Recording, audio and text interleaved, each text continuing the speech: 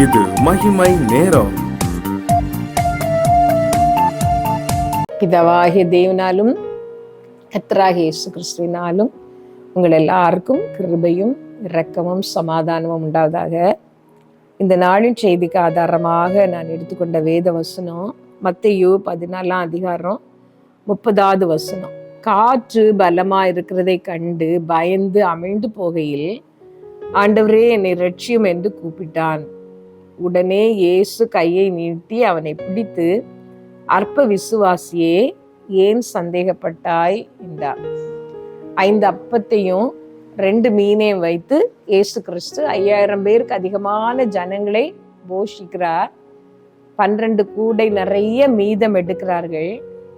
எடுத்ததும் இயேசு கிறிஸ்து உடனேயே தனித்து ஜெபம் பண்ண ஒரு மலைக்கு அவர் போகிறார். இரவெல்லாம் அவர் ஜெபம் பண்ணி கொண்டிருக்கிறார். அவர் ஜெபம் பண்ண போவதற்கு முன்பாக சீஷர்களை அக்கறைக்கு போகும்படி படவிலே அனுப்பி விடுகிறார். சீஷர்கள் படவிலே அவர்கள் கடல் யாத்திரை செய்து போய் கொண்டிருக்கிறார்கள். அவர்கள் அப்படி போகும் பொழுது நடு ராத்திரியிலே இயேசு கிறிஸ்து ஜலத்தின் மேல் நடந்து, அந்த கடலின் மேல் நடந்து அவர்களிடத்திலே வருகிறார். அவர்களிடத்திலே அவர் வந்த பொழுது பயப்படுகிறார்கள். அவரை இயேசு என்று அவர்கள் காணவில்லை. ஏதோ ஒரு ஆவேசம் வருகிறது என்று சொல்லி அந்த இரவிலே நடு ஜாமத்திலே பயந்து அலறுகிறார்கள். அப்பொழுது கர்த்தர் அவர்களோடு பேசுகிறார். நான் தான், பயப்படாதிருங்கள் என்று சொல்லி அவர்களை அமைதிப்படுத்தி திடன் கொள்ளுங்கள் என்று சொல்லுகிறார். இயேசு அப்படி சொன்னதும் அவருடைய பயமெல்லாம் நீங்கிட்டு பேதுருவுக்கு ஒரு ஆசை.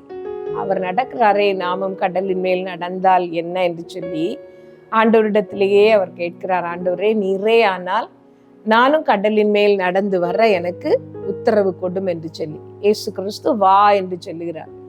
பேதுரு இப்பொழுது கடலின் மேல் நடக்க தொடங்குகிறார். அவருக்கு முன்னால் இயேசு நின்று கொண்டிருக்கிறார். பேதுரு நடக்க தொடங்கி காற்று பலமா இருக்கிறதை கண்டு அமிழ்ந்து போகையில் என்று வேதத்துல நாம் வாசிக்கிறோம்.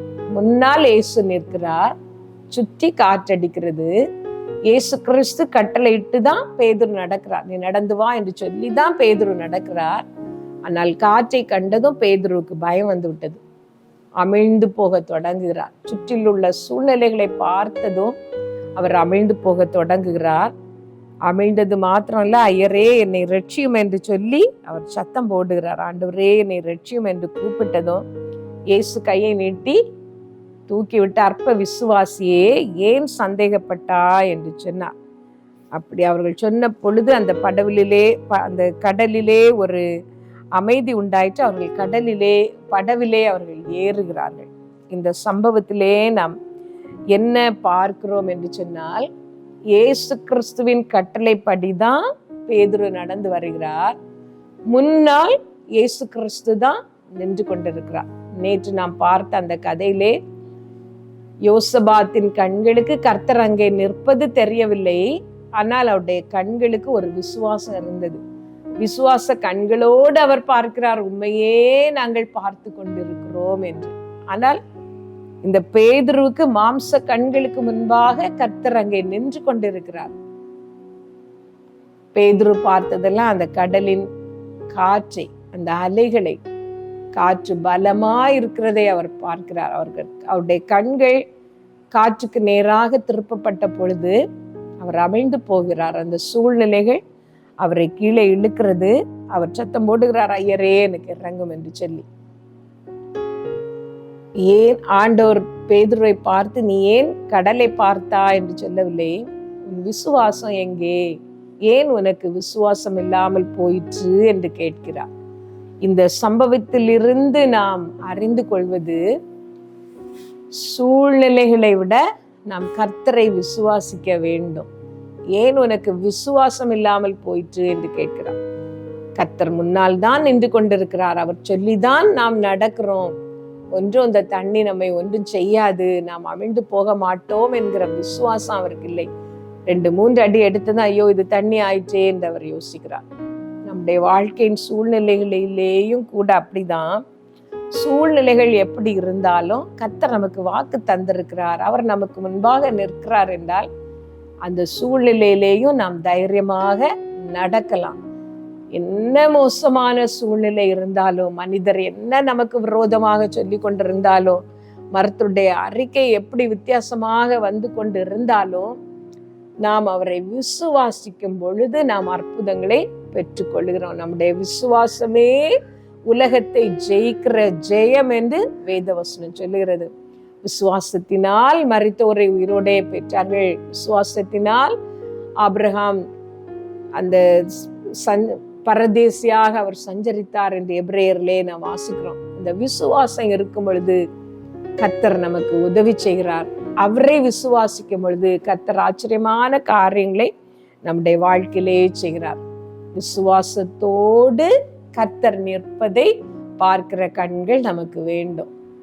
கிட்டையே இயேசு நின்றாலும், அவர் திரும்ப திரும்ப நமக்கு வாக்குத்தத்தங்களை சொல்லிக்கொண்டே இருந்தாலும், நம்மை தைரியப்படுத்தி கொண்டே இருந்தாலும், நாம் விசுவாசிக்காமல் போகும் பொழுது நாம் சோதனைக்குள்ளால் ஆகிறோம், சோர்வுகளை அனுபவிக்கிறோம், பலவீனங்களை அனுபவிக்கிறோம். இந்த செய்தியை கேட்கிற நீங்கள் ரட்சிக்கப்பட்டவர்கள், பரிசுத்த ஆவியின் அபிஷேகத்தை பெற்றவர்கள், கர்த்தர் உங்களுக்கு வாக்குத்தத்தம் தந்திருக்கிறார். திரும்ப திரும்ப ஆண்டவர் அந்த வார்த்தைகளை பற்றி உங்களிடத்திலே பேசிக்கொண்டே இருக்கிறார். ஆனாலும் உங்கள் சூழ்நிலைகள் எல்லாம் எதிர்மறையாக இருக்கிறது. இந்த சூழ்நிலைகளை பார்த்து, மனிதர்கள் சொல்லும் வார்த்தைகளை பார்த்து நீங்கள் சோர்ந்து போகிறீர்கள். உங்களுக்கு இருக்கிற விசுவாசம் எல்லாம் தளர்ந்து போகிறது என்றால் நீங்கள் செய்ய வேண்டிய ஒரு காரியம், கர்த்தரை விசுவாசிக்க பழக வேண்டும். ஆபிரகாம் கர்த்தரை விசுவாசித்தார், கர்த்தர் அதை அவருக்கு நீதியாக எண்ணினார் என்று சொல்லி வேதத்துல வாசிக்கிறோம். எப்படி ஆபிரகாம் கர்த்தரை விசுவாசித்தாராம்? ஆண்டவரை ஸ்தோத்திரம் பண்ணி அவரை மகிமைப்படுத்தி விசுவாசத்தில் வல்லவரானாராம். கர்த்தர் உங்களுக்கும் செய்ய போகிற அந்த பெரிய நன்மைக்காக ஆண்டவருக்கு நீங்கள் திரும்ப திரும்ப நன்றி சொல்லி பாருங்கள். ஆண்டவரே, இந்த சூழ்நிலைகளை நான் நம்பவில்லை, இந்த சூழ்நிலைகளை நான் விசுவாசிக்கவில்லை, இதற்கு அப்பாற்பட்டு கிரியை செய்கிற வல்லமை உள்ள தேவன் எனக்கு உண்டு, அவர் எனக்காக கிரியை செய்வார், ஏற்ற நேரத்திலே சகாயம் செய்யும் கிருபை, அவருடைய கிருபையை நான் நம்பி அவருடைய கிருபாசன தண்டையிலே நான் கிட்டி சேருகிறேன் என்று சொல்லி விசுவாசத்தோடு அறிக்கை பண்ணி கர்த்தரை ஸ்தோத்திரம் பண்ணி அவர் சமீபமாய் சேர்ந்து பாருங்கள். கூடாத காரியம் ஒன்றுமே இல்லை, அவரால் கூடாத அதிசயமான காரியம் ஒன்றுமே இல்லை. அவர் உங்களுக்கு அதிசயங்களை செய்வார். ஒரு நிமிடம் எல்லாரும் கண்களை மூடி, என்ன காரியத்தை கர்த்தரிடத்திலே நீங்கள் எதிர்பார்க்கிறீர்கள், அந்த விசுவாச அறிக்கை நீங்கள் இப்பொழுது சொல்வீர்களா? விசுவாசத்தோடு ஆண்டவரை மகிமைப்படுத்துவீர்களா? ஆண்டவர் உங்களுக்காக அதிசயங்களை செய்வார்.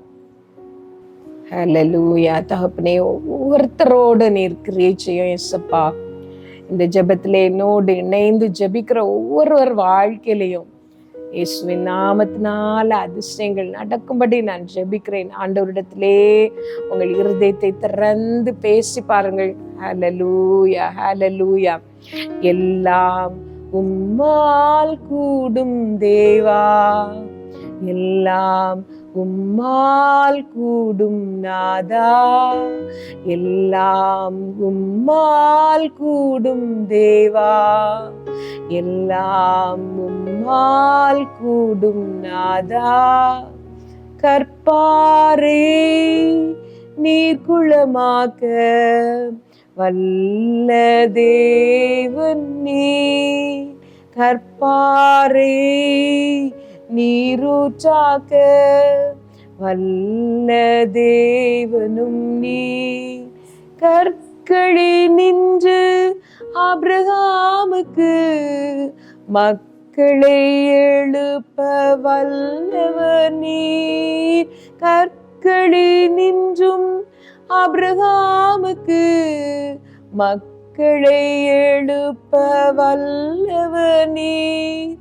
இறந்தவர்களை வாழ்விக்கும் தேவனும் நீர், எல்லாம் உம்மால் கூடும் தேவா, எல்லாம் உம்மால் கூடும் நாதா.